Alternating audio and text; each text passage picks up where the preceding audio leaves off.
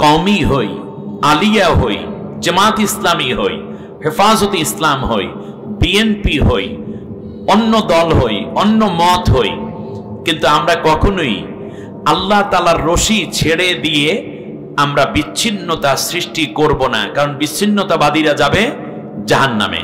তাহলে আমরা যে হারাম কাজে অভ্যস্ত হলে আজ থেকে তওবা, ঠিক আছে কিনা?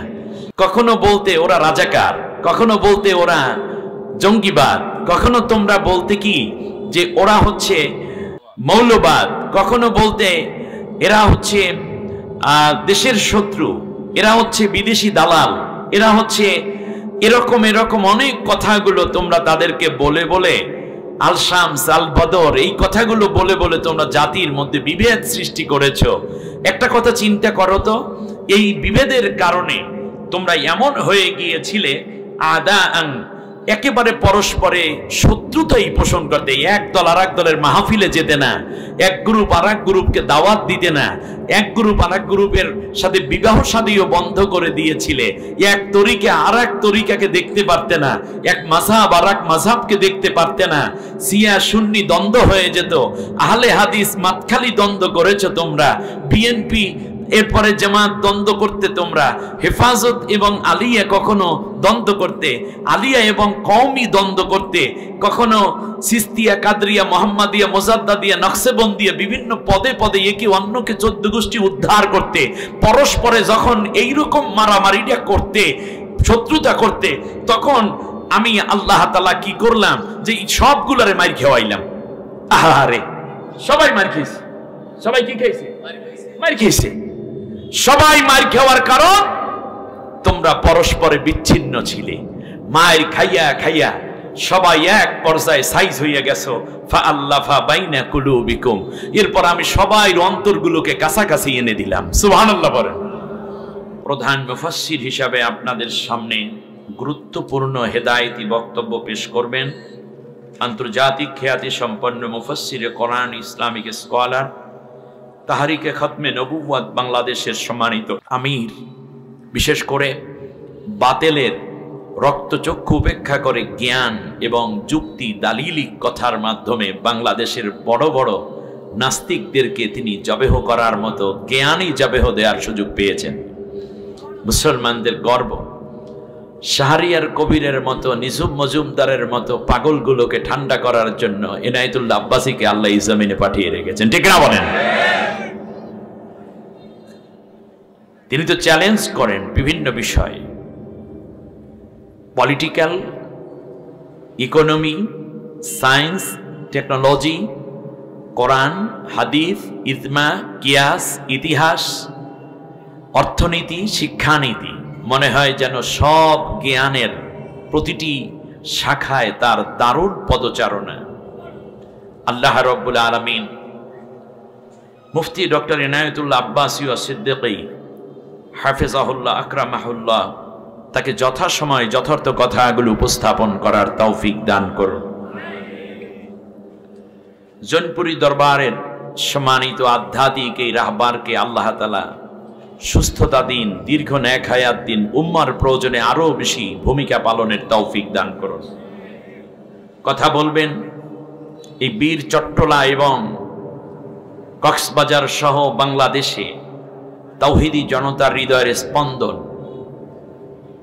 এতদ অঞ্চলের সিংহ পুরুষ মাজলুম আলিম দ্বীন, বারবার কারা নির্যাতনে এই বার্ধক্যেও যিনি ছিলেন, দাঁড়িয়ে থাকা বাতিলের বিরুদ্ধে এক খোলা তলোয়ারের মতোই জনাব আলহাজ শাহজাহান চৌধুরী, সাবেক এমপি ও হুইপ এবং প্যানেল স্পিকার, বাংলাদেশ জাতীয় সংসদ, চট্টগ্রাম মহানগরীর সম্মানিত আমির, কর্মপরিষদের অন্যতম সদস্য, কোরআনের কথাগুলো যথাসময়ে তাকে উপস্থাপন করার তৌফিক দিন বলি আমিন। কথা বলবেন মাওলানা কামরুল ইসলাম সাইদ আনসারী সাহেব, অত্যন্ত মিশুক মানুষ, প্রত্যেকেই সরল, কিন্তু আশিদ্দাউ আলাল কুফফারি রুহামাউ বাইনাহুম, মোমেনদের প্রতি খুব দয়ালু, কাফেরদের ব্যাপারে চূড়ান্ত কঠোর, ঠিক না বলেন?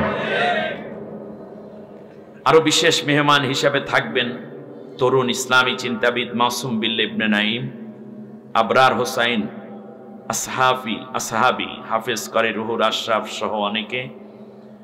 আয়োজিত এই প্রোগ্রামে মঞ্চে উপবিষ্ট এলাকার স্বনামধন্য ব্যবসায়ী বৃন্দ, ব্যবসায়ীদেরকে আল্লাহ দারুণ ভালোবাসেন, আল্লাহ নিজেও ব্যবসা করেন। সুবহানাল্লাহ বলেন।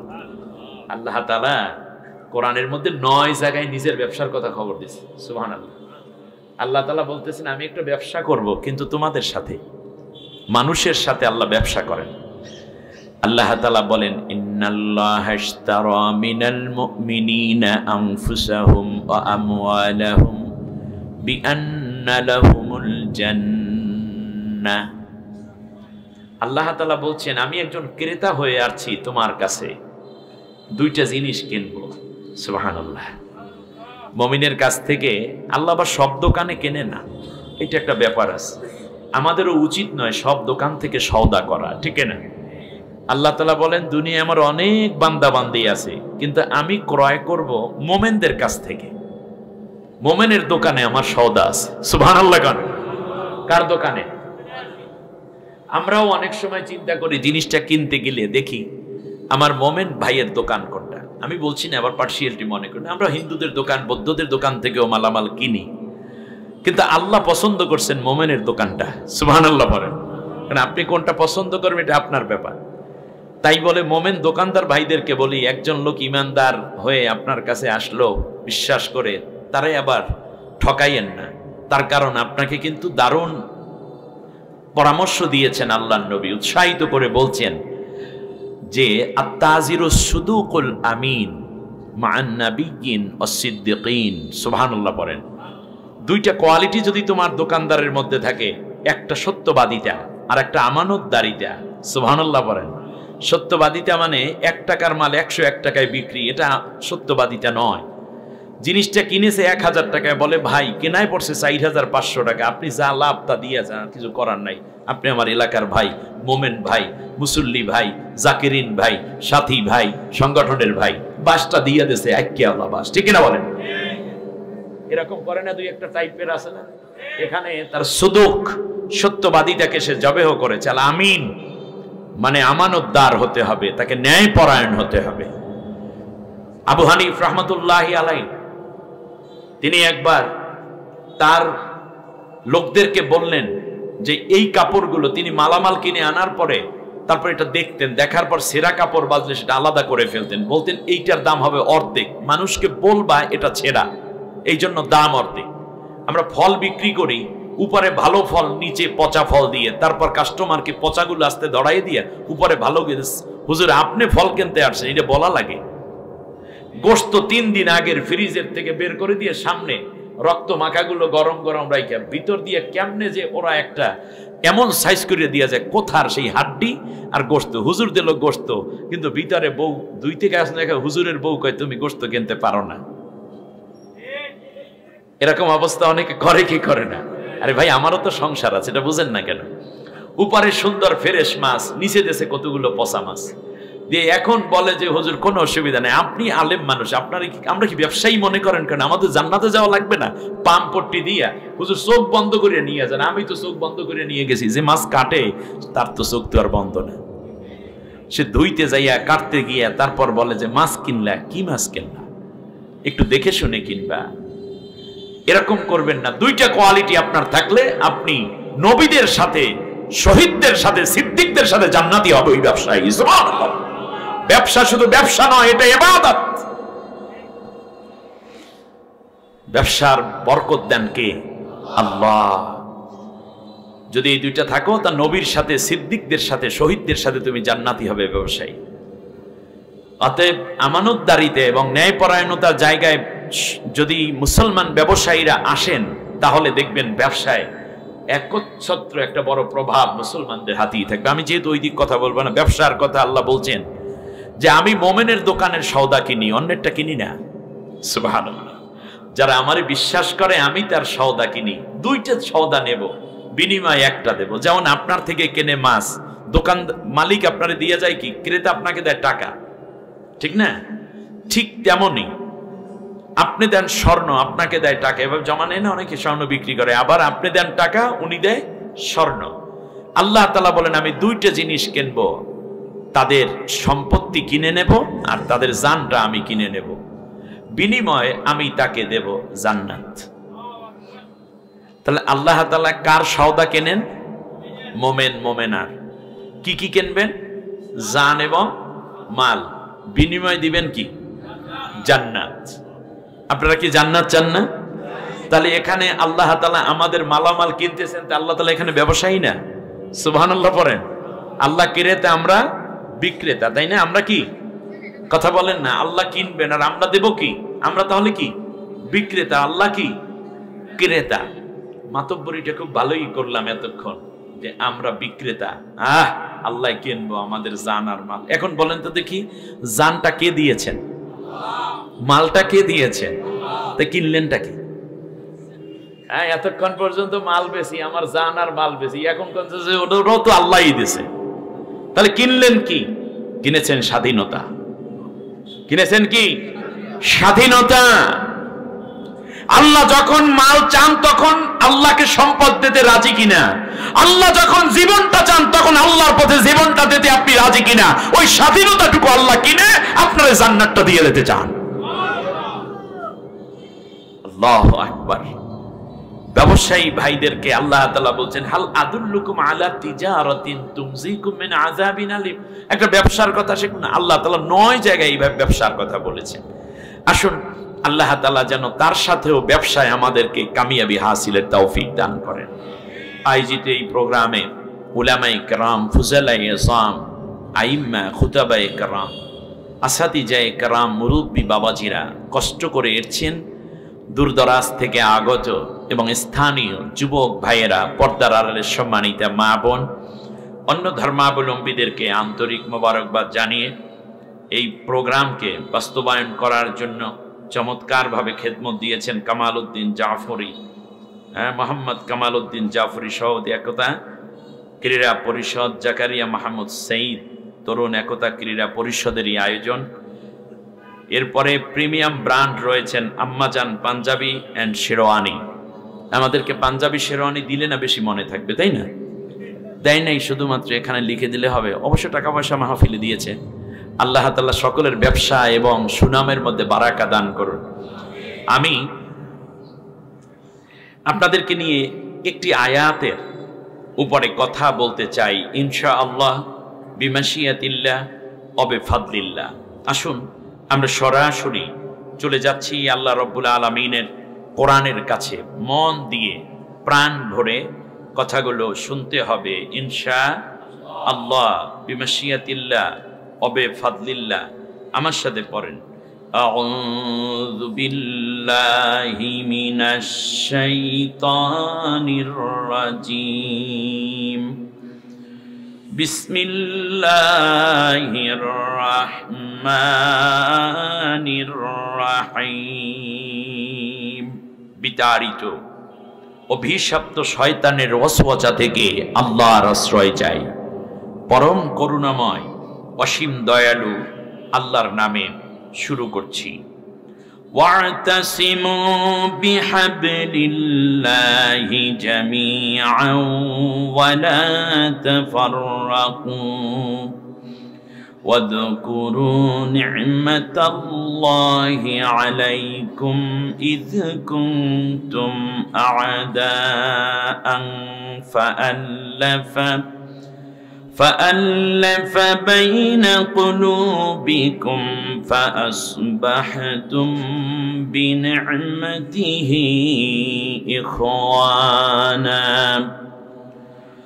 وكنتم على شفا حفرة من النار فأنقذكم منها كذلك يبين الله لكم آياته لعلكم تهتدون آمنت بالله। হে আমার বান্দা বান্দিরা, আমি আল্লাহ তোমাদের উপর ফরজ করে দিলাম একটি কাজ, হারাম করে রাখলাম আরেকটি কাজ। আয়াতের মধ্যে আল্লাহ তাআলা একটি কাজকে হালাল করেছেন, আরেকটি কাজকে কি করেছেন? হারাম করেছেন। আমরা কোনটা করব? হালালটি করব।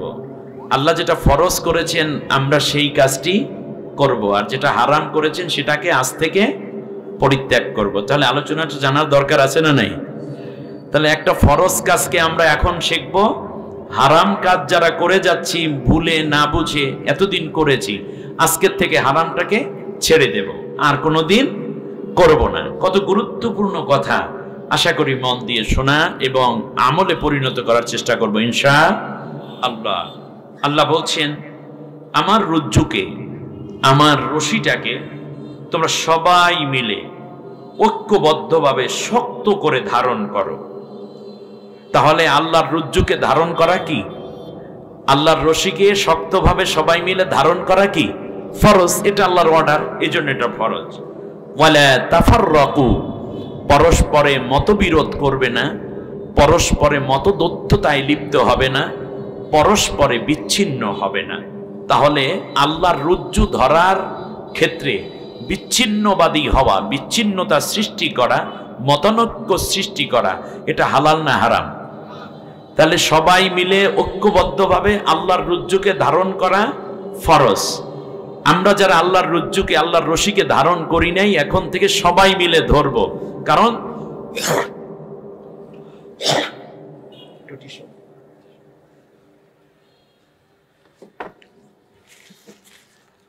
ঠিক আছে, এটা ধারণ করা কি? ফরজ। সরি, আমাকে মাফ করবেন। ধারণ করা ফরজ, আর বিচ্ছিন্নতা সৃষ্টি করা কি? হারাম। আমরা ফরজ আদায় করতে রাজি আছি? কে কে রাজি? দুইটা হাত উঁচু করে আল্লাহকে দেখায়।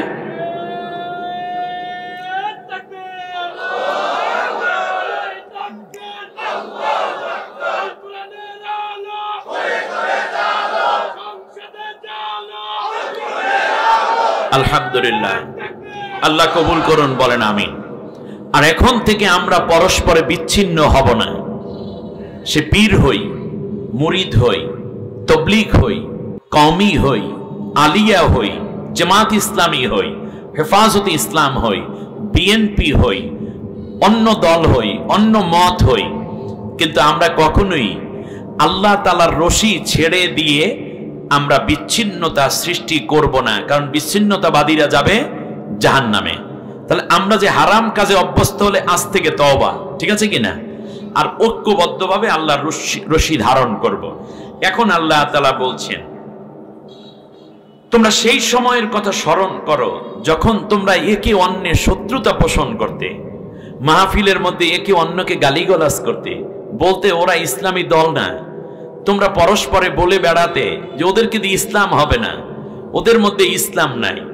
কখনো বলতে ওরা রাজাকার, কখনো বলতে ওরা জঙ্গিবাদ, কখনো তোমরা বলতে কি যে ওরা হচ্ছে এদের কি বলে মৌলবাদ, কখনো বলতে এরা হচ্ছে দেশের শত্রু, এরা হচ্ছে বিদেশি দালাল, এরা হচ্ছে এরকম এরকম অনেক কথাগুলো তোমরা তাদেরকে বলে বলে, আল শামস আল বদর, এই কথাগুলো বলে বলে তোমরা জাতির মধ্যে বিভেদ সৃষ্টি করেছো। একটা কথা চিন্তা করো তো, এই বিভেদের কারণে তোমরা এমন হয়ে গিয়েছিলে আদাআন, একেবারে পরস্পরে শত্রুতাই পোষণ করতে, এক দল আর এক দলের মাহফিলে যেতে না, এক গ্রুপ আর এক গ্রুপকে দাওয়াত দিতে না, এক গ্রুপ আর এক গ্রুপের সাথে বিবাহ শাদীও বন্ধ করে দিয়েছিলে, এক তরিকা আর এক তরিকাকে দেখতে পারতে না, এক মাযহাব আর এক মাযহাবকে দেখতে পারতে না, শিয়া সুন্নি দ্বন্দ্ব হয়ে যেত, আহলে হাদিস মাতখালি দ্বন্দ্ব করেছো তোমরা, বিএনপি এরপরে জামাত দ্বন্দ্ব করতে তোমরা, হেফাজত এবং আলিয়া কখনো দ্বন্দ্ব করতে, আলিয়া এবং কওমি দ্বন্দ্ব করতে, কখনো সিস্তিয়া, কাদরিয়া, মোহাম্মদিয়া, মোজাদ্দাদিয়া, নকশবন্দিয়া, বিভিন্ন পদে পদে একে অন্যকে 14 গোষ্ঠী উদ্ধার করতে, পরস্পরে যখন এইরকম মারামারিটা করতে, শত্রুতা করতে, তখন আমি আল্লাহ তাআলা কি করলাম যে সবগুলারে মার খাওয়াইলাম। আহারে, সবাই মার খেয়েছে। সবাই কি খেয়েছে? মার খেয়েছে। সবাই মার খাওয়ার কারণ তোমরা পরস্পরে বিচ্ছিন্ন ছিলে, মায়ের খাইয়া খাইয়া সবাই এক পর্যায়ে সাইজ হইয়া গেছো। ফাআল্লাফা বাইনা কুলুবিকুম, এরপর আমি সবাই অন্তরগুলোকে কাছাকাছি এনে দিলাম। সুবহানাল্লাহ বলেন। ফাআল্লাফা বাইনা কুলুবিকুম, আমি তোমাদের অন্তরগুলোর মধ্যে কি করে দিলাম? মিল বানাইয়া দিলাম। তোমাদের একে অন্যের প্রতি সহমর্মী বানাইয়া দিলাম।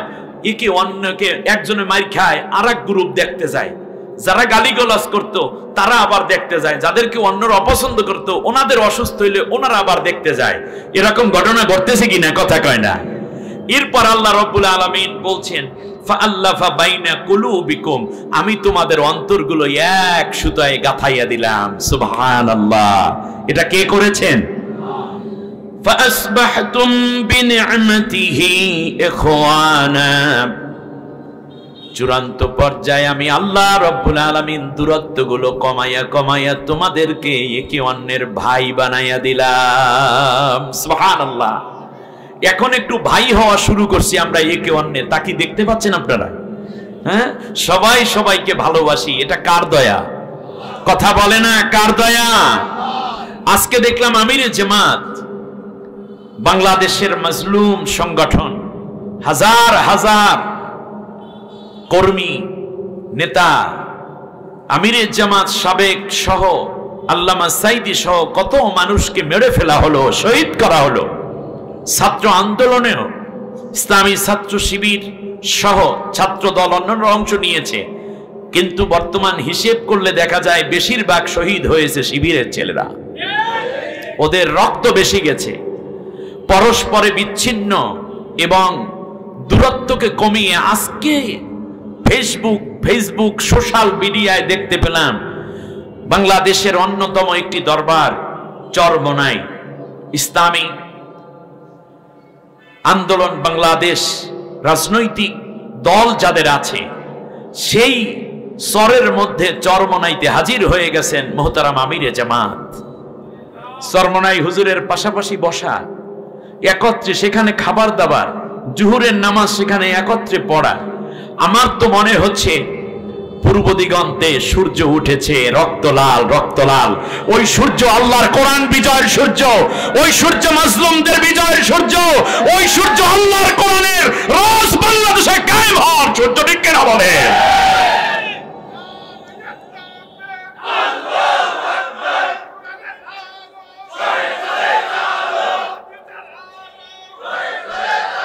আল্লাহ তাআলা এই মহব্বত তৈরি করে দিয়েছেন। আমরা কেন একে অন্যকে ভালোবাসতে পারবো না? সে কথা ওই আয়াতের পরে আমি আপনাদেরকে দিচ্ছি। আমার মনে হয় আমাদের কাছাকাছি আসা দরকার।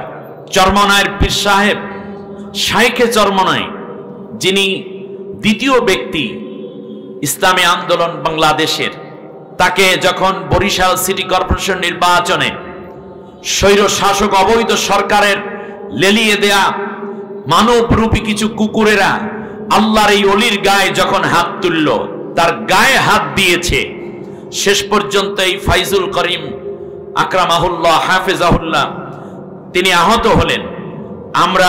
আমার নেতৃত্বে ঢাকা থেকে এক ঝাঁক আলেম তাকে দেখতে এসেছি, জড়িয়ে ধরে কেঁদেছেন, তাকে নিয়ে দোয়া করেছি। তিনি বলেছিলেন যে আমার গায়ে যারা হাত তুলল, আমার রক্ত যারা ঝরালো, অচিরেই তাদের চূড়ান্ত পতন হবে এবং সেটা আল্লাহ আমাকে নিজ চোখে দেখার সুযোগ করে দিবেন। সুতরাং আমরা মনে করি শহীদের রক্তে ভেজা এই জমিন আর কোনোদিন কোনো এত কৃপণতা আমরা করব। আমি সেই দিন একটা বক্তব্য দেখেছি, বিনয়ের সাথে আমি উচ্চারণ করতে চাই, যদিও না করলেই ভালো হতো। শাইখে চরমোনাই সেই দিন বলেছেন যে কওমি আলেমরা কেউ কেউ জামাতের পথে চলা শুরু করে দিয়েছে। আমি তো মনে করি কওমি সব জামাতের ভিতর গিয়ে পুরো জামাতটাকে কওমি জামাত বানাই ফেলা দরকার।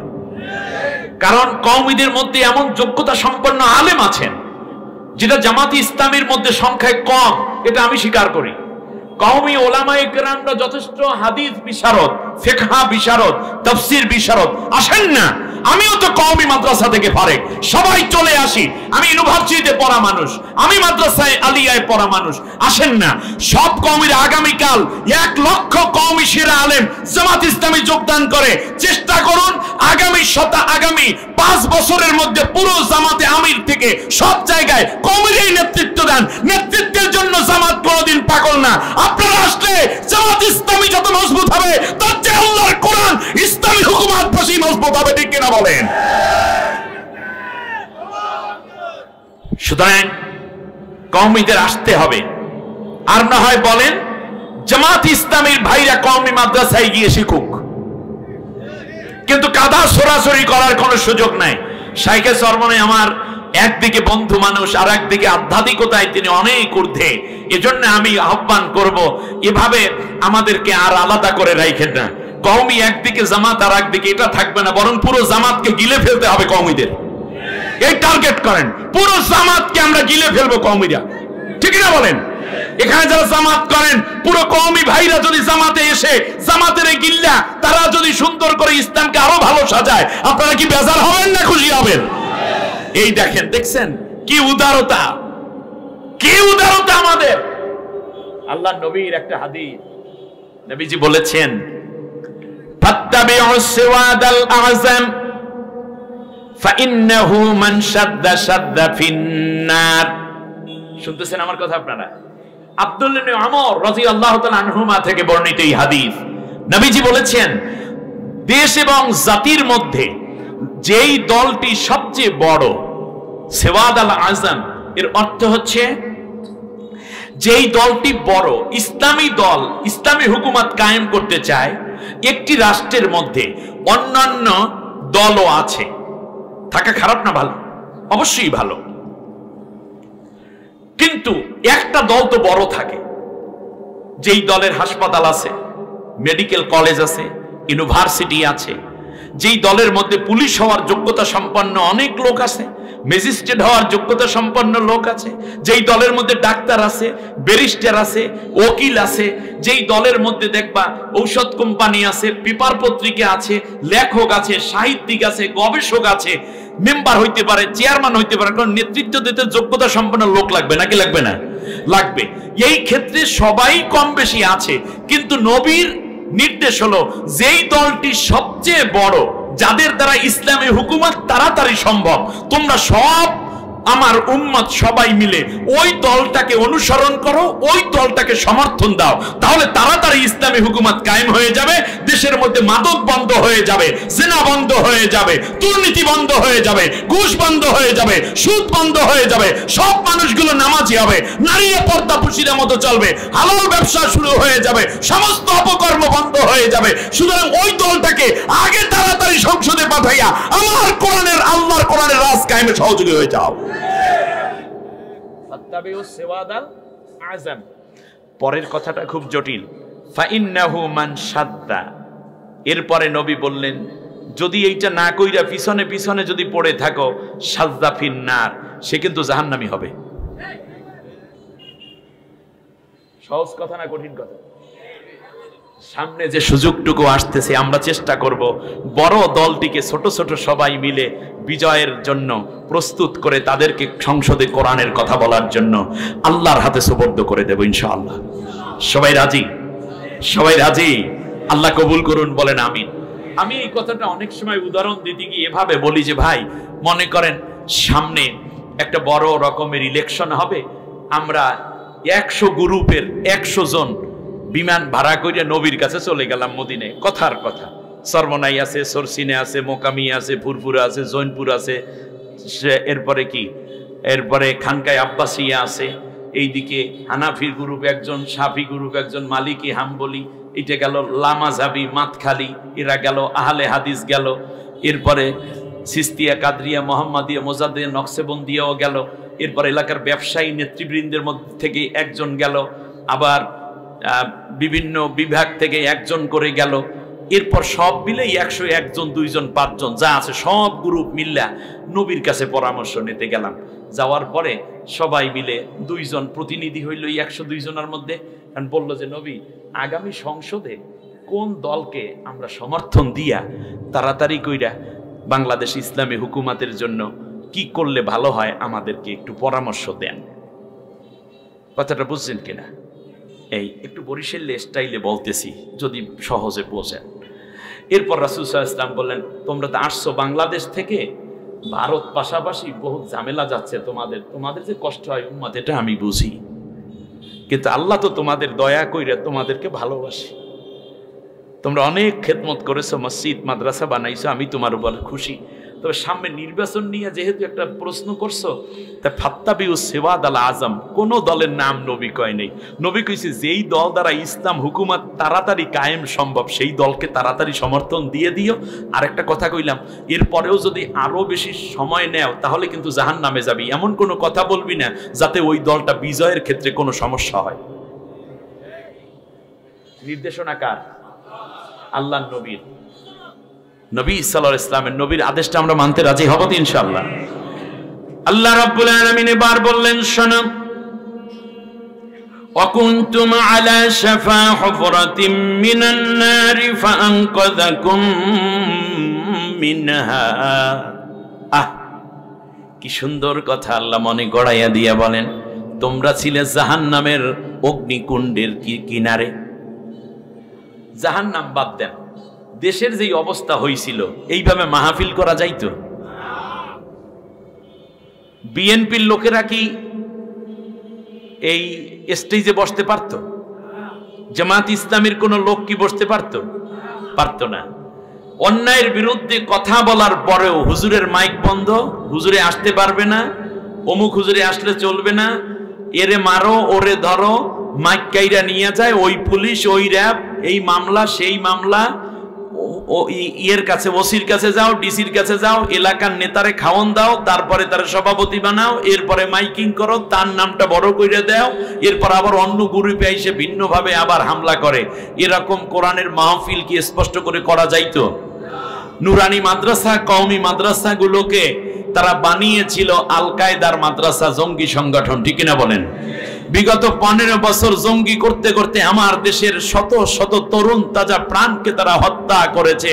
দাড়ি টুপি থাকলেই এটা জঙ্গি, দাড়ি রাখা, বোরখা পরে ক্লাসে যাওয়া, এইটা ছেলে মেয়েদের জন্যও ছিল বড় একটা হুমকির বিষয়, ঠিক না?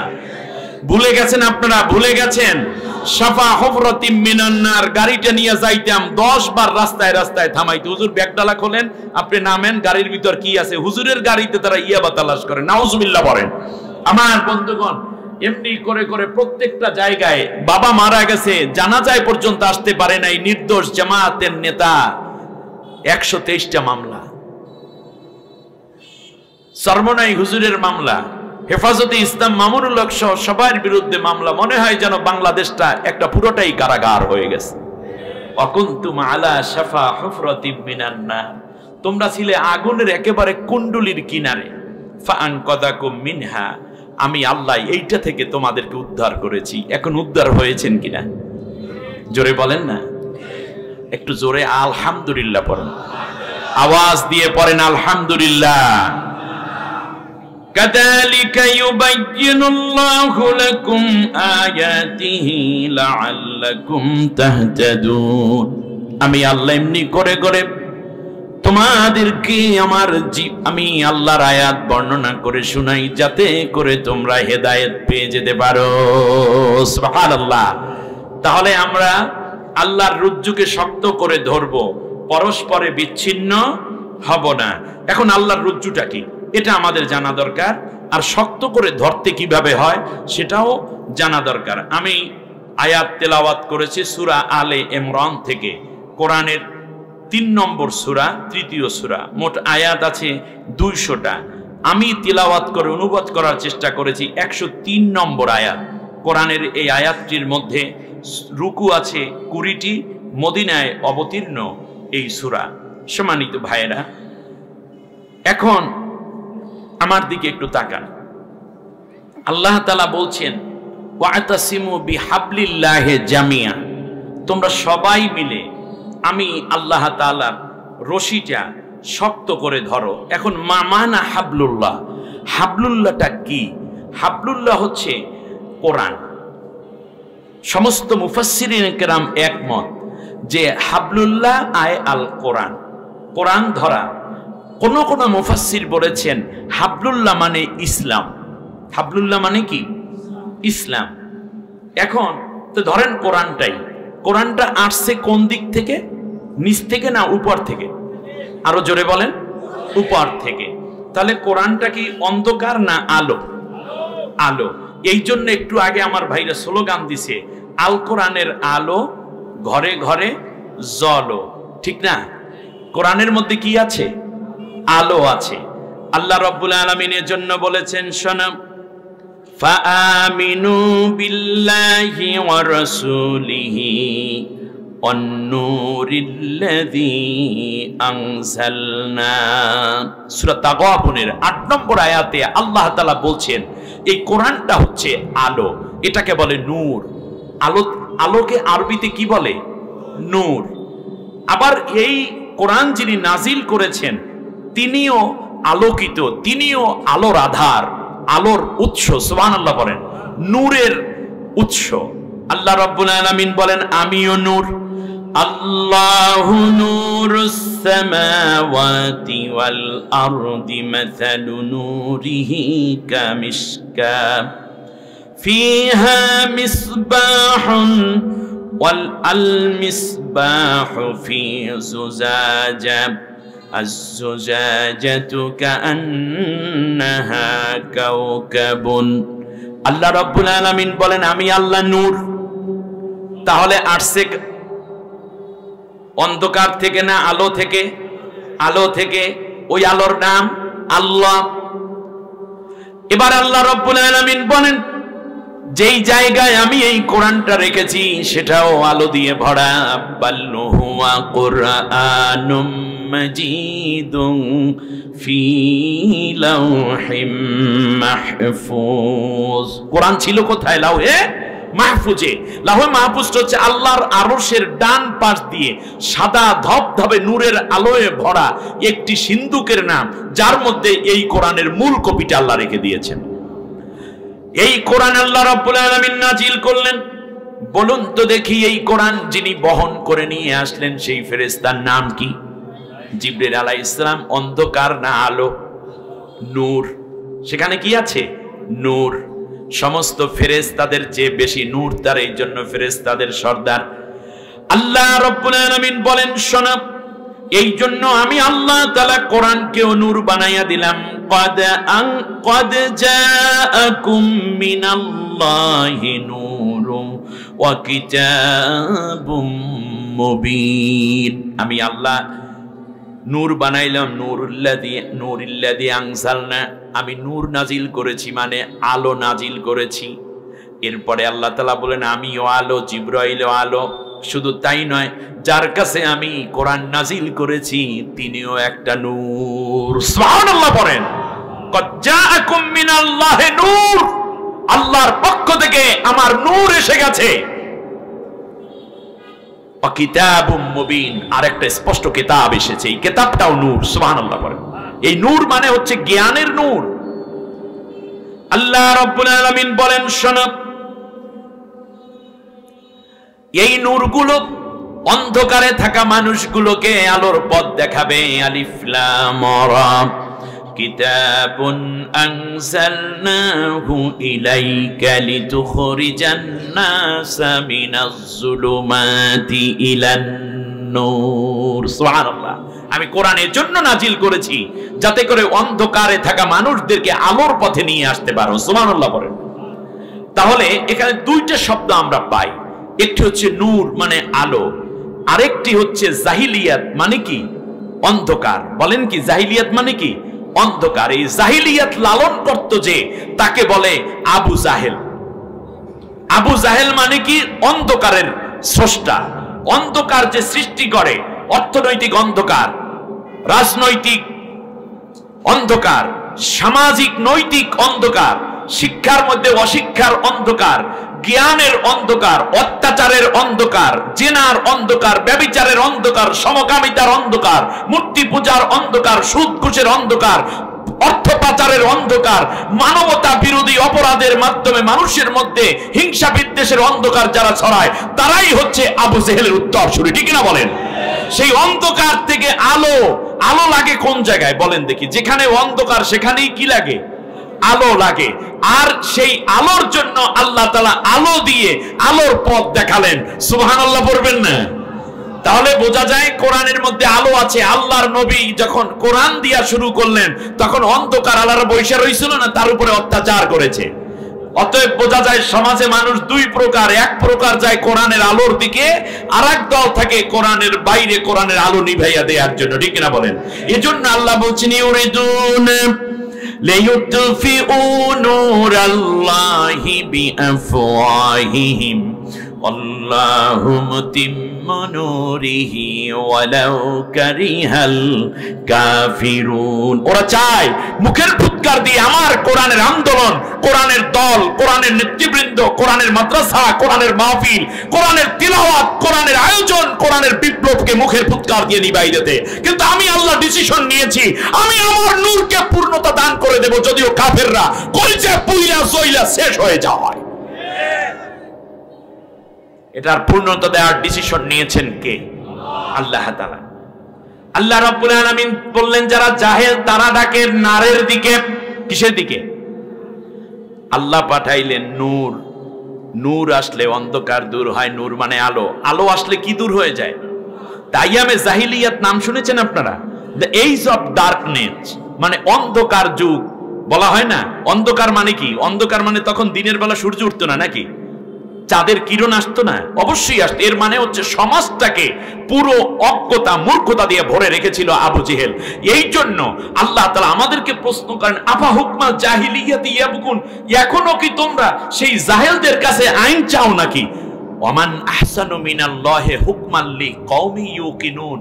যদি অবিল আখিরাতে হুম ইউকিনুন বলা আছে না, আখিরাতে যারা বিশ্বাস করো, দৃঢ় বিশ্বাস করো, তাদের জন্য, আল্লাহকে যারা দৃঢ় বিশ্বাস করো তাদের জন্য আমি আল্লাহর আইনের চাইতে, আমি আল্লাহর কোরআনের শাসনের চাইতে শ্রেষ্ঠ শাসন আর হতে পারে না।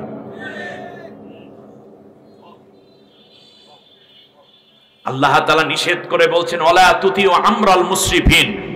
পাপিষ্ঠ যারা, নিজেরাই দুর্নীতিবাজ, চরিত্রহীন, নামাজ নাই, মাদক সেবী, দুর্নীতিবাজ, এই রকম লোকদের নেতা হলে, এই রকম লোকরা নেতা হলে কোনদিন তোমরা তাদের আনুগত্য করবে না। ওয়ালা তুতিউ আমরাল মুসরিফিন, আমার কথা না, আল্লাহর অর্ডার, আল্লাহ তাআলার অর্ডার। আল্লাহ যেন আমাদের সবাইকে দ্বীনের পথে চলার তৌফিক দেন। প্রিয় ভাইয়েরা, এরপরে আমরা চলে আসি আবার। তাহলে আল্লাহ তাআলা বলছেন জাহেল যারা, তারা তোমাদেরকে নারের দিকে ডাকে। আল্লাহ রাব্বুল আলামিন বলেন শুনে, আল্লাহু ওয়ালিয়ুল্লাযীনা আমানু ইউখরিজুহুম মিনাজ যুলুমাতি ইলান নূর ওয়াল্লাযীনা কাফারু আউলিয়াউহুমুত তাগুত ইউখরিজুনাহুম মিনান নূরি ইলাজ যুলুমাত। আল্লাহু আকবার। আল্লাহ রাব্বুল আলামিন বলেন যারা মুমিন তাদের অভিভাবক আমি আল্লাহ। মুমিনদের অভিভাবক কে? আল্লাহ। আল্লাহ রাব্বুল আলামিন বলেন অন্ধকার থেকে আমি তাদেরকে জুলুমাত থেকে নূরের দিকে নিয়ে আসি। আর যারা কাফের তারা, আর যারা কাফের তাদের অভিভাবক হইল তাগুতি শক্তি, ইসলাম বিরোধী শক্তি, আর তাদেরকে আলো থেকে অন্ধকারের দিকে নিয়ে যায়। আমার দেশটাকে অন্ধকারে কোথায় ডুবালো? সুদ ঘুষ দুর্নীতি, বিদেশে অর্থ পাচার শুধু নয়, শরীফার গল্প, ট্রান্সজেন্ডার সহ সমকামিতাকে প্রমোট করার জন্য শিক্ষা সংস্কৃতিকে মনে হয় যেন হিন্দুত্ববাদ মূর্তি দিয়া আমার রাস্তাঘাট ভরার পাশাপাশি সাহিত্য, সংস্কৃতি, শিক্ষা, সিনেমা, ফেসবুক সব ভরে দিয়ে মনে হয় যেন কয়দিন পরেই তার বাবারে পূজা করাইয়া মুসলমান ছেলে মেয়েদেরকে শেষ পর্যন্ত মুশরিক বানানোর পায়তারা করছিল। ঠিক কিনা বলেন?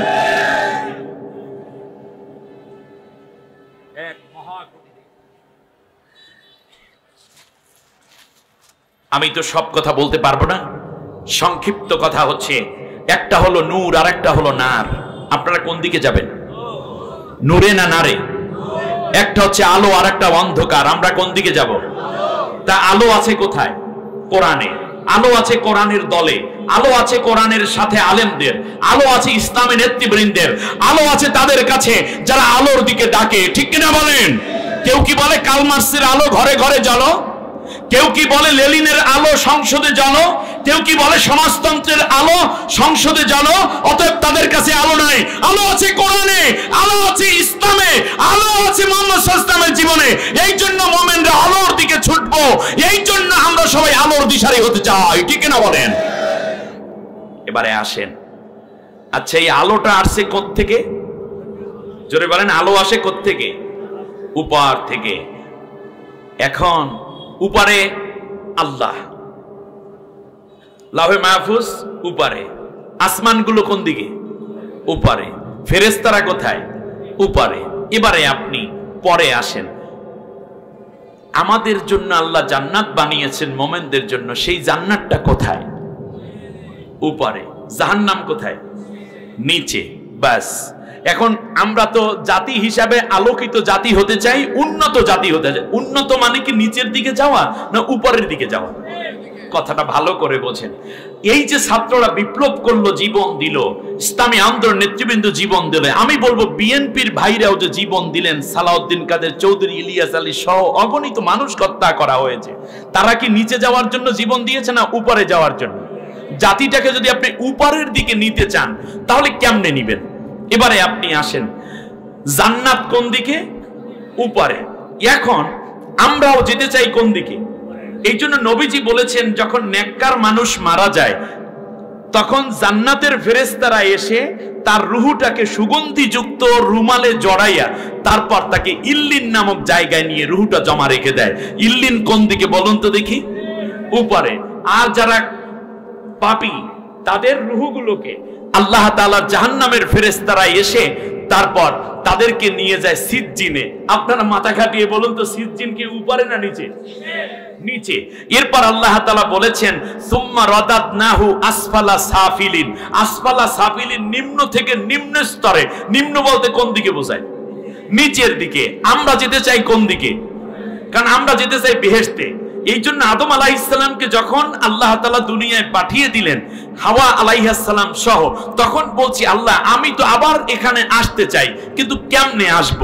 আল্লাহ রাব্বুল আলামিন বললেন, কোনো অসুবিধা নাই আদম, فَإِمَّا يَأْتِيَنَّكُم مِّنِّي هُدًى فَمَن تَبِعَ هُدَايَ فَلَا خَوْفٌ عَلَيْهِمْ وَلَا هُمْ يَحْزَنُونَ। ও আদম, আমি অচিরেই আমার একটা রশি ফেলবো দুনিয়ায়, অ্যাটলিস্ট আমার বাণী পাঠাইয়া দেব আমার ওই উপর থেকে নিচের দিকে। এই রশিকে যারা অনুসরণ করবে, তবে হুদায়া, যারা এই হেদায়েতের অনুসরণ করবে, তারা আবার এই জান্নাতে চলে আসতে পারবে উপরের দিকে। ফালা খাউফুন আলাইহিম, তাদের জন্য কোনো ভয় নাই, তাদের জন্য কোনো দুশ্চিন্তা নাই। সুবহানাল্লাহ পড়েন। আমার ভাইয়েরা, এমনি করে করে আমাদের উপরে, আমাদের নবীর উপরে আল্লাহ যেই রশিটা নাজিল করলেন তার নাম কি? আল কোরআন। সুবহানাল্লাহ পড়েন। আল্লাহ তাআলা কোরআনের মধ্যেই বললেন, এই কোরআনকে তোমরা শক্ত করে ধরো, পরস্পরে বিচ্ছিন্ন হয়ো না। এখন আপনারা দেখুন, বর্তমানে ক্যালিফোর্নিয়ার লস এঞ্জেলেসে জনমের মতো দাবানল জ্বলে, রিহুল হামরা। আল্লাহর নবীর হাদিস হলো, যেই জমিনের মধ্যে জেনা ব্যভিচার বেশি হয়, অশুরিবাতিল খামার ইউসাম্মুনাহা বিগাইরি ইসমিহা, বিভিন্ন নাম দিয়ে দিয়ে যারা এই মদগুলো পান করবে, এরপর ওয়াজহারাতিল কাইনাতু ওয়াল মাআসিফু, যখন নায়ক নায়িকারা বেরিয়ে পড়বে, এরপরে তুআল্লিমানি গায়রিদ্দিন, ইসলামী শিক্ষা যখন জাতি ভুলে যাবে, এমনি করে করে নবী অনেকগুলো ওয়াসাদাল কাবিলাতা ফাসিকুহুম, পাপিষ্ট লোকদেরকে যখন জাতির লোকেরা বড় বড় পদে বসাইয়া দেবে, মনে রাখবা তখন ওই জনপদের মধ্যে আমি বলে গেলাম আল্লাহ রব্বুল আলামিন 5টা গজব দিবে। তার মধ্যে একটা হচ্ছে রিহুল হামরা, আগুন বাতাস। তারা বাতাস থেকে আগুন আলাদা করতে চায়। তারা বলে কি, আগুন লেগেছে, এখন বাতাসের কারণে এটা আরো ছড়িয়ে যাচ্ছে। আরে গাধা, এটা নয়, এটা হচ্ছে বাতাসটাই আগুন বাতাস, পানিটাই লবণ পানি। এখানে পানিটা কি পানি? এখানে পানি থেকে লবণ আলাদা মিক্স করে দিয়েছে, বিষয়টি এরকম না, বরং পানির সত্তাটাই কি? লবণ পানি। ঠিক তেমনি ওটা হচ্ছে আগুন বাতাস, বাতাসটাই হচ্ছে অগ্নি বাতাস। নিভানোর চেষ্টা করছে, কাজ হচ্ছে না। লস এঞ্জেলেস শেষ। পৃথিবীর সবচেয়ে জঘন্যতম কাজগুলোর উৎস হচ্ছে বিশ্বের এইটা। আমেরিকা বলে এইটা হচ্ছে বিশ্বের ভূস্বর্গ, এইটা নাকি বিশ্বের হেভেন, তাদের জান্নাত। আল্লাহ কয় জান্নাত পোড়াইয়া দিলাম জায়গা, ঠিক না বলে? এ বাতাস ছড়াচ্ছে, গোটা আমেরিকা জ্বলতে পারবে, জ্বলা লাগতে পারে। তার কারণ ফিলিস্তিনে আমার অসহায় মায়ের কান্না, সিরিয়ায় কত বিক্ষত শিশুর লাশ নিয়ে মা দৌড়চ্ছে, কোমর থেকে নিচটা উড়ে গেছে তোমাদের গ্রেনেডের আঘাতে, বুলেটের আঘাতে, বোমের আঘাতে। আর মা যখন শিশুটাকে এভাবে নিয়ে যাচ্ছে তখন আম্মু আম্মু বলে, আম্মু আমার প্রচন্ড কষ্ট হচ্ছে। মা দেখতেছে কোমর থেকে নিচের অংশ ছিঁড়ে বহু দূরে পড়ে গেছে। বাবা ওই অংশটুকু টোকাইয়া এনে নিজের জামার সাথে জড়াইয়া নিয়ে স্ত্রীর পেছনে পেছনে দৌড়ায়। তখনও বাচ্চা কথা বলে, মাগো আম্মু আমার জন্য দোয়া করো, আমার খুব কষ্ট হচ্ছে। মা চুমু খাচ্ছে, এমন অবস্থায় সন্তান মারা গেছে। হাজার হাজার শিশুকে তোমরা হত্যা করেছো ইরাকে, এই সিরিয়ায়, এই ফিলিস্তিনে লক্ষ লক্ষ নারীকে বিধবা করেছো। নির্দোষ মানুষদেরকে পশুর চেয়ে নিকৃষ্ট আয়না ঘরের মতো জঘন্য কাজ বাংলাদেশে হয়েছে, ওটা ফিলিস্তিনেও হয়েছে, সিরিয়ায় হয়েছে, আমেরিকাতেও হয়েছে। ওখান থেকে ধার করে আমাদের লেডি হিটলার বাংলাদেশের নির্দোষ মুসলমানদের উপর অত্যাচার করেছে, ঠিক না বলেন? ওরা নাকি আবার ফিরে আসবে, চট করে চলে আসবে। বাংলার মানুষ জীবিত থাকতে আর সম্ভব হবে না, ন্যূনতম 100 বছর তোমাদেরকে গুনতে হবে, ঠিক কিনা বলেন? কোচাস্তের জামানা আতা নেই, তবে আনা দরকার, অনেক হিসাব বাকি আছে আপার সাথে। আল্লামা সাইদি সাহেব বলেছেন, এমন অবস্থা হবে গাছের গোড়া ধরে নাড়া দেবে, দিল্লি গিয়ে মামাবাড়ি পড়বা। ঠিক সেইটাই হয়েছে, ঠিক সেটা হচ্ছে। ইঁদুরের গর্ত পাবে না। এলাকার কত ওমরা সোমরা নেতা নেত্রী ছিল, কই একটার খবর আছে? নাই, বড়টারই খবর নাই মিয়া। বড় বড় মহারত্তি তারা পাইছে আদ্রত্তি, উনি এসে একটা বাটি নিয়ে ভরিয়ে দাও আনতেছে, বড়টার খবর নাই, ছোটটা তো বেল নেই। আমার ভাইয়েরা, আমি আপনাদেরকে বললাম, তাহলে নার আছে কোথায়? নিচে। আপনারা দেখবেন এই বাড়িটা 1 মিনিটের মধ্যে গোটা বাড়িতে আগুন লেগে গেছে, পানি দেয় কিচ্ছু হয় না। শেষ পর্যন্ত আপনারা দেখবেন কিছু লোক ছাদে গিয়ে আশ্রয় নেয়, একেবারে টপ ছাদে। তারপরে হেলিকপ্টার আসে, এসে উপর থেকে একটা রশি ছাড়ে, ওইটার মধ্যে আছে আবার বিছানার মতো। তারপর বলে যে তোমরা সবাই এইটাকে ধরো, এখানে বসো, এরপরে এই রশি শক্ত কইরা ধরো। তখন মায়ে ধরে, শিশু ধরে, বাপে ধরে, ভাই ধরে, যারা ফ্যামিলি সবাই ধরে। ধরার পরে যখন ক্লিয়ার হয়, তারপরে ওখান থেকে হেলিকপ্টারটায় একটা নিরাপদ জায়গায় উড়াইয়া নিয়ে যায়। যাওয়ার পরে একটা জায়গায় তাদেরকে আস্তে করে নামাইয়া দেয়, জীবনে বেঁচে যায়। আমরা এই দুনিয়ার থেকে আবার জান্নাতে যেতে চাই। জান্নাত কোন দিকে? উপরের দিকে। এই জন্য আল্লাহ আমাদেরকে জান্নাতে নিতে চান, এই জন্য একটা রশি ফালাইছে। আল্লাহ তাআলা রশি ফালাইয়া বললেন যে তোমরা এই রশিটাকে শক্ত করে আঁকড়ে ধরো। বলেন তো কি করে? শক্ত করে আঁকড়ে ধরো। ওয়ালা তাতাফাররাকু ফি, এবং তোমরা এটার মধ্যে কি করো না? পরস্পরে বিচ্ছিন্ন হয়ো না। এবার খেয়াল করুন তো দেখি, আল্লাহ তাআলা ফালাইলেন একটা রশি, সেই রশি আমাদেরকে টেনে নিবে কোথায়? কোন দিকে বলেন তো দেখি? জান্নাতে। এখন আমাদের চূড়ান্ত দুশমন যেই একজন আছে, তার নাম কি? শয়তান। শয়তান কইল তাহলে আল্লাহ রাব্বুল আলামিন টাইনা নেবেন কোন দিকে? উপরে আছে কি? জান্নাত, উপরে আছে আরশ, উপরে আছে ফেরেশতা, উপরে আছে লাওহে মাহফুজ। এই জন্য আমরা যেতে চাই উপরে। আমাদের অর্থনীতিকে ঊর্ধ্বগতি করতে হবে, সমাজনীতিকে ঊর্ধ্বগতি করতে হবে, চিকিৎসা সেবাকে উন্নত করতে। উন্নত মানে কি? উপরের দিকে। আর শয়তান চ্যালেঞ্জ করে বলল যে আল্লাহ তোমার বান্দারে তুমি দুনিয়ায় তো পাঠাইবে, আমি সবগুলারে নিচের দিকে টাইনে রেখে দেব। সে চ্যালেঞ্জ করে বলল তুম্মা লাআতিয়ান্নাহুম মিন বাইনি আইদিহিম ওয়া মিন খালফিহিম ওয়া আন আইমানিহিম ওয়া আন শিমাইলিহিম ওয়া লা তাজিদু আকসারাহুম শাকিরিন। আল্লাহ, আমি চ্যালেঞ্জ করলাম তোমার একটা বান্দা বান্দিকেও আমি জান্নাতে আসতে দেব না। এই জান্নাত থেকে আমারে আজকে দাঁড়াইয়া দিলা তুমি। কারণ আমি আদমকে সেজদা করিনি, অথচ আদম হাওয়াকে তুমি দুনিয়ায় পাঠাইলা। তার সন্তান সন্ততি যা আসবে আমি সবগুলোকে জাহান্নামে নিয়ে ভৈরা ফেলাবো। তার কারণ আমি তার ডান দিক থেকে আক্রমণ করব, বাম দিক থেকে আক্রমণ করব, সামনের থেকে আক্রমণ করব, পেছনের দিক থেকে আক্রমণ করব। মানে জাহান্নামের রশি আমি চার দিক থেকে ফালাইয়া রাখবো। তারপর এই রশিটা তাদেরকে ধরতে বলবো। যেমন সমাজতন্ত্রের রশি, পুঁজিবাদের রশি, ধর্মনিরপেক্ষ মতবাদের রশি, এমনি করে করে রাজতন্ত্রের রশি, বিভিন্ন রশি আমি ফালাইয়া রাখবো। এবার বলেন তো দেখি, শয়তানের রশিগুলা যারা ধরবে তারা কি উপরের দিকে যাবে না নিচের দিকে যাবে? মানব রচিত মানুষেরা যে আইনটা বানাইছে, বিধানটা বানাইছে, এটাকে আসমানে বৈশা বানাইছে না দুনিয়ায় বৈশা বানাইছে? এই মানুষগুলো কোত্থেকে তৈরি? মাটি থেকে।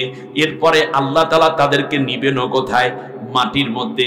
মাটির অভ্যন্তরে রয়েছে আগ্নেয়গিরি, রয়েছে অগ্নি উৎপাত, জাহান্নামটাও মাটির মধ্যে।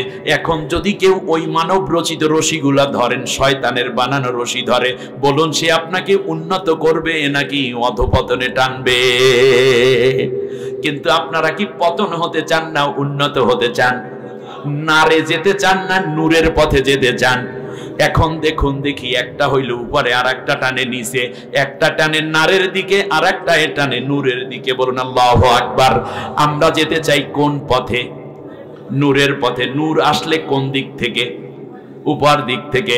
উপর থেকে কোনো জিনিস যদি নিচে আসে সেইটাকে আরবিতে বলে নুজুল। আরবিতে কি বলে? নুজুল। কোরআনকে আল্লাহ রাব্বুল আলামিন বললেন, আমি আল্লাহ রাব্বুল আলামিন নুজুল করেছি।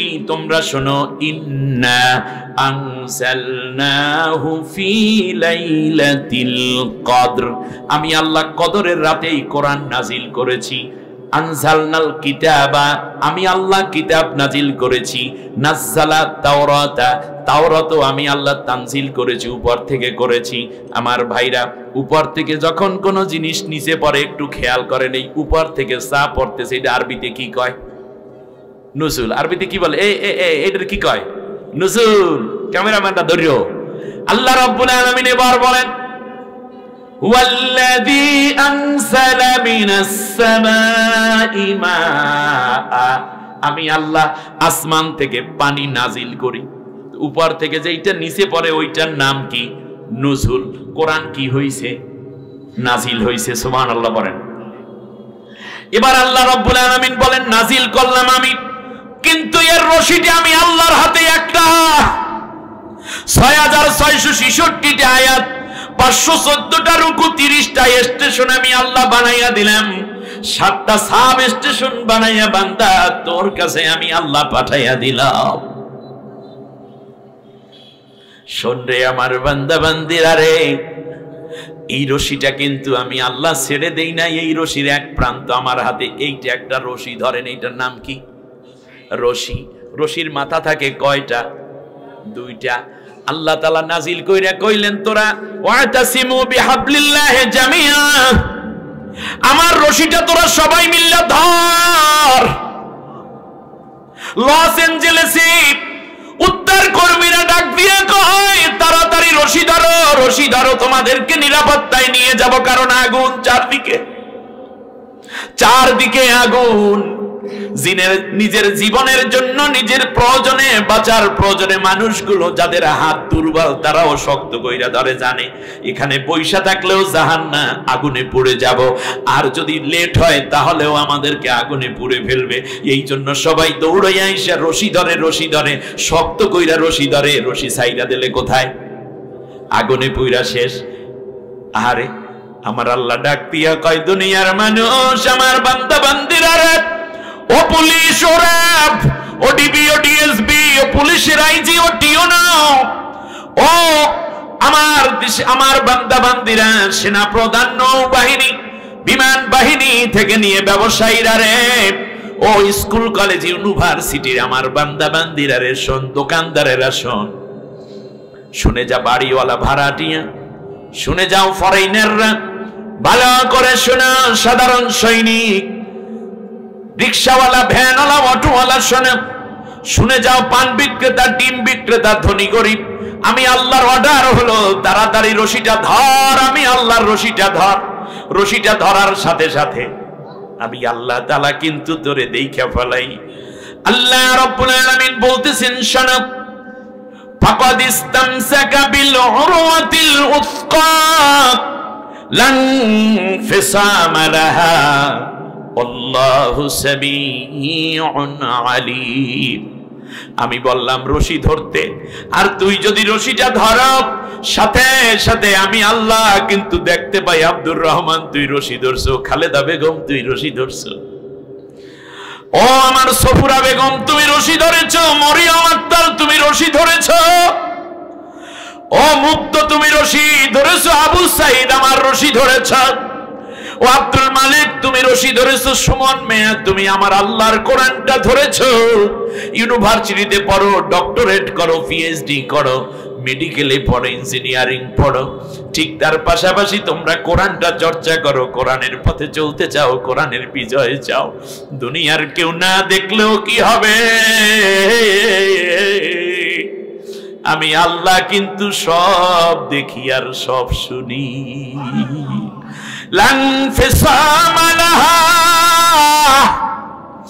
আমি আল্লাহ ওয়াদা করলাম, একবার যদি তুই তোর হাতটা, কোমরটা, গলাটা একবার আমার কোরআনের সাথে রশিতে পেঁচাইয়া দিতে পারো, পৃথিবীর এমন কোন শক্তি নেই আমার হাত থেকে তোরে ছিনাইয়া নিতে পারে। আরে ফাঁসির মঞ্চের দিকে নিয়ে যায়, সেই দিন আমাদের নাজিব ভাইয়ের সাথে, ব্যারিস্টার নাজিব সাহেবের সাথে দেখা হয়ে গেল। ভাইটা কত বিনয়ী, শহীদ মতিউর রহমান নিজামী সাহেব।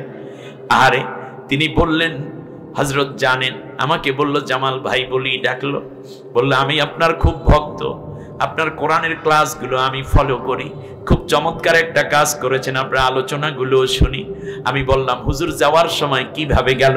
বলল যে আমরা পরিবারের সবাই যখন দেখা করতে গেলাম, তখন তিনি বললেন, আমি যখন বললাম আব্বা আপনার জন্য আমি আর কিছু করতে পারলাম না, তিনি আমার চোখের পানি দেখে একটা মুস্কি হাসি দিয়ে তার বৃদ্ধাঙ্গুলি দিয়ে আমার চোখের পানিটা মোছাইয়া দিলেন, বললেন আমি যদি আজকে বাড়িতেও থাকতাম, আমার মৃত্যু যদি এই সময় হওয়ার কথা, আমার মৃত্যু ঠিকই হয়ে যেত, এই বিশ্বাস তো আমরা করি।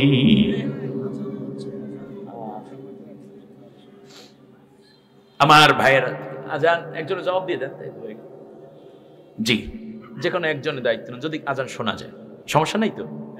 জি। বললেন শোনো, তারপরে আমার মাকে বললেন যে আমার সন্তানগুলোকে আমি যে পথে বানাইলাম সেই পথে তৈরি করে নিও, তোমার কোনো হক আমি আদায় করতে পারিনি, জান্নাতের সিঁড়িতে তোমার সাথে আমার দেখা হবে। আমার বন্ধুগণ, একবার যার গলার মধ্যে কোরআনের রশি লাগছে, যার কলিজার মধ্যে একবার যার রশি আল্লাহ পরাইছে, দুনিয়ার ফাঁসির রশি তাদেরকে থামাতে পারে না, ঠিক না বলেন? কলজার লগে বান্দি রাহুম তোয়ারে, সিনার লগে বান্দি রাহুম তোয়ারে, ও কোরআন রে, কলজার লগে বান্দি রাহুম তোয়ারে, ঠিক না বলেন?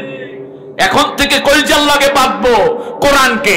এই জন্য স্লোগান, কোরআন আছে যেখানে, কোরআন নাই সেখানে, কোরআন আছে যেই দলে, কোরআন নাই সে দলে। মানে থাকবে তো, মানে থাকে যেন। আমার ভাইয়েরা, বাবার ফাঁসি হবে, ছেলে মেয়েগুলো চলে গেল আগেই পাবনাতে, এ হলো তাদের জীবন। এক এক করে মীর কাসিম আলী ভাই 2 দিন পরে ফাঁসি। একটা আবেদন করলেন, আমার জানাজাটা আমার ছেলে পড়াবে, ব্যারিস্টার আরমান।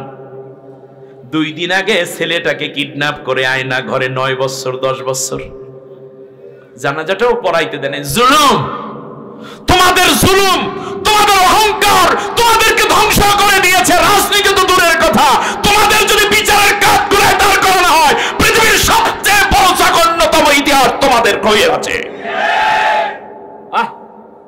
কি মানুষ, একই সমাজে থাকা, মেধাবীদেরকে হত্যা করেছে ঠান্ডা মাথায়। কি কিলার ছিল তারা! পৃথিবীর নারী কুলের কলঙ্ক এক মহিলার নাম দাদার বাড়ি থেকে আশ্রয় নিয়েছে, কোন মুসলমান রাষ্ট্র আশ্রয় পায় নাই, ঠিক না বলেন?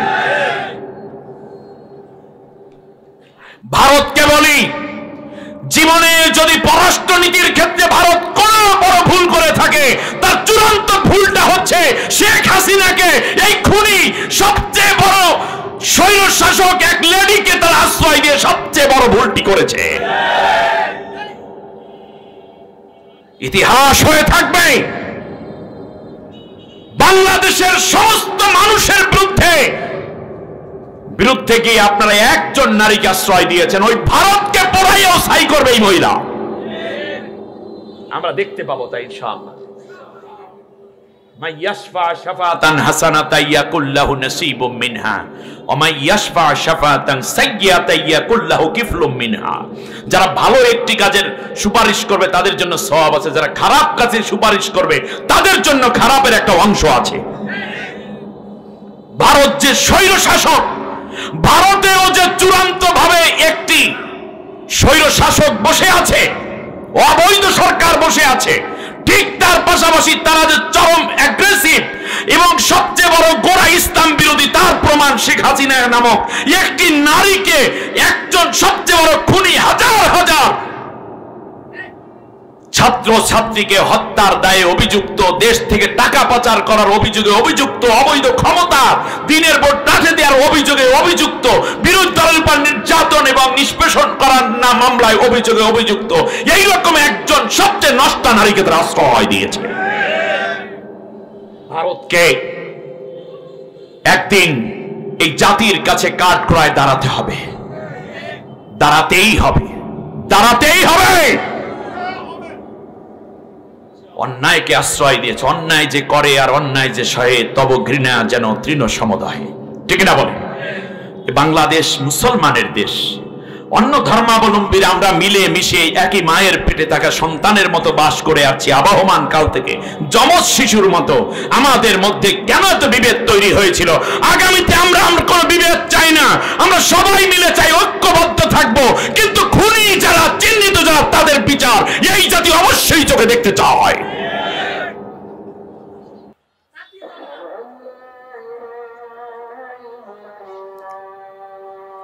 সবাই বসবেন, আমি আলোচনা শেষ করে দিচ্ছি। একজনে আজানের জবাব দিয়ে দেন, আশহাদু আন্না মুহাম্মাদুর রাসূলুল্লাহ।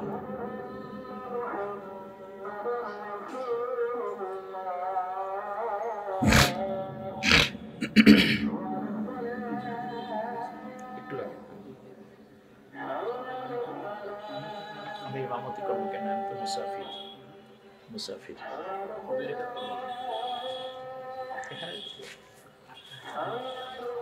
আমি 10 মিনিট শেষ করে দিচ্ছি।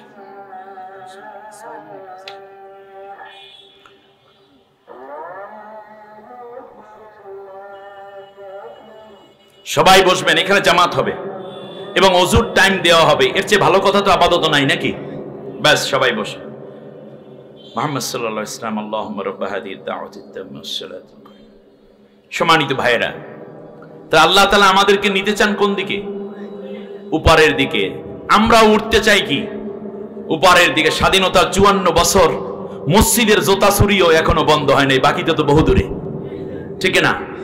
অতএব সব কিছুকে যদি আমরা উপরে ওঠাতে চাই তাহলে উপরের রশি ধরতে হবে।